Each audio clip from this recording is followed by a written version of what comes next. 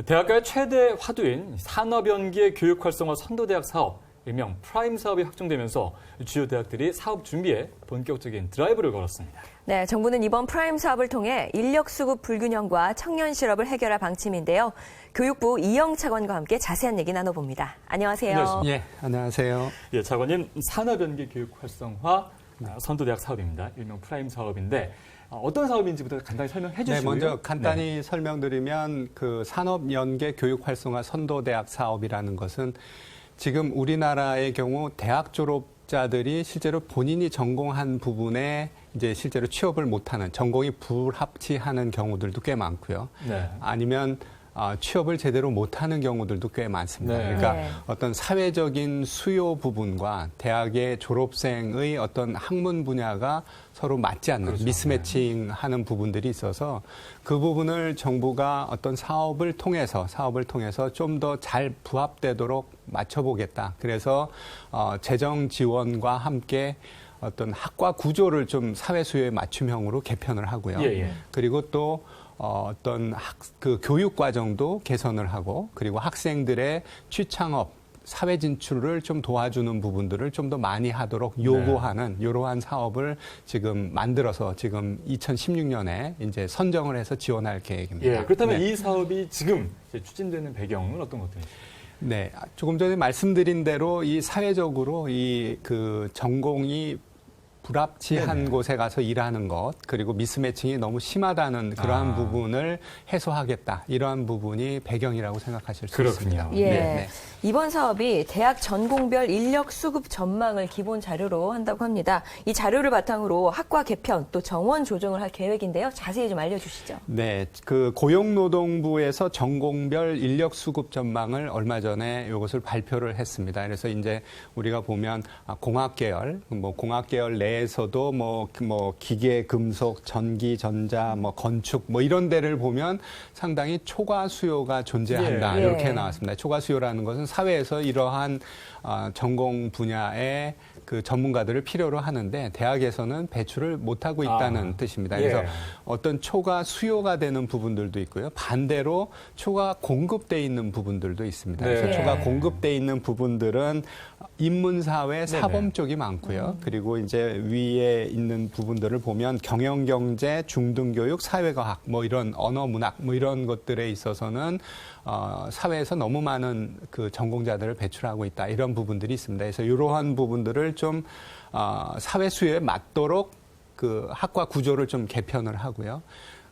이거를 그렇지만 요거 하나만 맞춰서 할 수는 없습니다. 그러니까 예. 전체적으로 취업률도 보고 해당 대학이 있는 지역의 어떤 산업 여건들도 보고 네. 또 그 해당 대학이 그동안에 발전 계획을 많이 수립해 왔습니다. 그래서 어떤 그 본인들이 지향하고 있는 그러한 부분들도 감안을 해서 그렇게 해서 이제 사업 계획서를 작성해서 가져올 것입니다. 네. 예. 이 사업에 아까 저희가 서두에 말씀드린 것처럼 많은 대학들이 관심을 갖고 있는데요. 네. 또 주요 대학들도 관심을 갖고 있습니다. 네네. 어떤 이유에서 이 사업을 굉장히 관심을 갖고 있을까요? 네, 그동안에 이러한 그 미스매치 문제라는 것이 사회적으로 이미 잘 알려진 문제입니다. 네. 그래서 그러한 부분을 해소해야 되겠다라는 사회적으로 공감대가 있고요. 그러니까 그런 부분에 좀 맞춰서 하겠다라는 부분들이 분명히 있기 때문에 많은 대학들이 관심을 가지고 예. 있고요. 그리고 저희가 이제 모두에 말씀드린 대로 어떤 교육 과정을 개선한다든가 아니면 학생 중심형으로 어떤 이 전체 학교를 운영한다든가 네. 이런 부분들은 지금 이제 변화된 사회 여건상으로 또 필요한 부분들입니다. 그리고 그러한 조정들이 어떤 의미에서는 대학이 몸집이 무겁습니다. 네. 그래서 네. 이것을 이렇게 바꾸는 게 어려웠기 때문에 어떤 정부의 어떤 사업이라는 것을 통해서 좀 대학들도 한번 변화를 모색하겠다. 네. 이러한 취지에서 많은 대학들이 관심을 가지고 있는 상황입니다. 예. 네. 그렇다면 이번 사업의 주요 내용이 궁금해지는데요. 알려주시죠. 네, 일단은 그 프라임 사업은 세 가지 어떤 그 추진 방향, 네. 추진 전략하에서 추진됐습니다. 그래서 일단은 대학의 자율성이 굉장히 중요하다. 우리가 이걸 강요할 수는 없거든요. 그러니까 자율성을 기반으로 하고 또 대학 구성원 간의 합의도 굉장히 중요합니다. 네. 네. 왜냐하면 이걸 어떤 의미에서는 그렇죠. 구조조정하는 예, 부분이기 예. 때문에 그래서 그러한 부분 그리고 이렇게 대학들이 움직였을 때 분명히 필요한 부분들이 있습니다. 새로운 시설 시설도 예. 필요하고 새로운 교수님도 필요하고 뭐 실험 실습 기자재도 필요하고 뭐 이러한 것들에 정부가 좀 재정을 대폭적으로 지원하겠다. 네. 이러한 큰 세 가지 원칙을 가지고 접근을 했고요. 그래서 이 사업에 참여하는 그 대학들은 사업 계획을 마련을 해야 되는데 좀 전에 말씀드린 대로 학과 구조 개편하는 거, 그다음에 교육 과정을 개편하는 네. 거, 학생 중심으로 이 취업 창업 지원하는 부분들 이러한 것들을 다 담아서 가져오도록 그렇게 되어 있습니다. 네. 이번 사업의 그 사업 유형을 살펴보면 두 가지가 있더라고요. 네. 하나는 사회 수요 선도대학이고 또 하나는 창조 기반 선도대학인데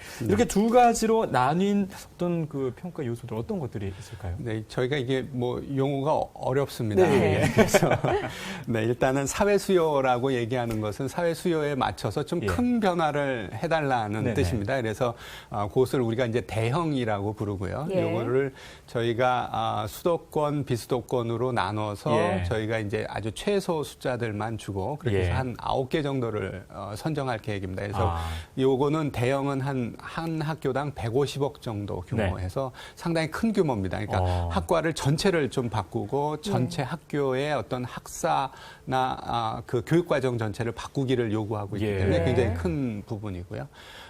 그거에 대비해서 창조 기반 선도대학 이 부분은 저희가 이제 소형이라고 얘기할 네. 수 있습니다. 소형이라고 얘기하는 것은 어떤 그 특성화될 수 있는 전략적인 학과 쪽으로 이것을 발전시키면서 그리고 교육 과정 중에 특성화된 부분들을 좀 가져오는 형태로 예. 해서 소형입니다. 그리고 이 부분은 저희가 이제 권역별로 5개 우리가 권역으로 나눕니다. 권역별로 2개씩 해서 10개. 그리고 한 개 교당 평균 50억 정도의 지원을 이렇게 하고자 합니다. 그래서 이 앞에 거는 어떤 의미에서는 정말로 사회 수요에 맞춰서 학교 전체가 변화되는 부분이고요. 네. 예. 뒤에 작은 것은 그 지역 기반과 맞춰서 특성화된 학과를 그 지역 산업 수요에 맞춰서 또 제공을 하고 교육 과정도 그거에 맞춰서 하는 이러한 형태라고 이해하시면 되겠습니다. 대학마다 예. 본인들이 원하는 유형이 다르겠군요. 네, 그렇습니다. 그렇죠. 예. 네, 네. 근데 일부 대학에서 이렇게 학과를 단순히 통폐합하는 그런 사례들이 일어나고 있습니다. 이번 사업에 어떤 참여 조건으로 인정이 될까요? 저희가 이제 그런 부분은 상당히 조심스럽게 네네. 접근하고요. 아주 면밀하게 검토하고자 합니다. 그래서 지금 저희가 아까 대형이라고 얘기한 것은 학교 정원의 한 10% 정도 아니면 200명 이상의 정원 이동을 요청을 하고 있습니다. 그러니까 저희가 이 프라임 사업의 경우에 정원을 감축하는 것을 요구하는 게 아니라 네. 예. 실제로는 사회 수요가 좀 더 많은 전공 쪽으로 사회 수요가 작은 전공을 좀 옮기는 그러니까 그 정원을 조정하는 것을 요구하고 있고요. 네. 그래서 네. 대형의 경우에는 10% 또는 200명 이상이고요.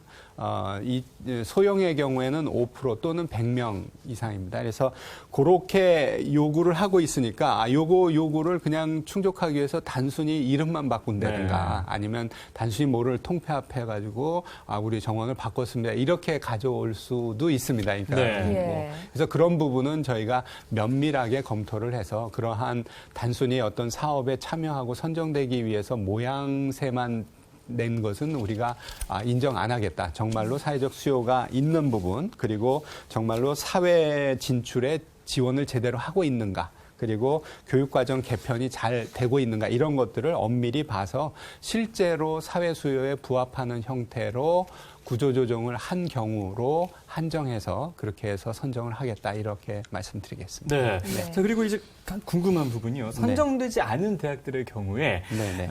계획대로 그렇다면 구조 조정을 이행해야 하는 건지 사실 그게 좀 궁금하고요. 네네. 네, 그리고 또 대학들 사이에서 시간이 좀 부족하다. 이런 네네. 또 이야기도 나오고 있거든요. 네네. 어떻게 보십니까? 네, 이게 그 학과의 정원을 조정한다는 게 대학 내에서는 정말로 큰 일입니다. 그래서 그런 부분들을 좀 더 할 수 있도록 실제로 우리가 이 신청 기간을 한 달 정도 좀 일부러 늦췄습니다. 네. 그래서 네. 그동안에 이제 2015년 1월부터 이 계획 아주 기본 틀은 발표를 하고 대학들에게 준비를 하도록 이렇게 요청을 했지만 그래도 이제 뭐 마지막에 좀 더 조정하고 합의하고 이런데 시간이 필요하다는 지적이 있어서 그래서 한 달 정도 늦춰서 하고 있고요.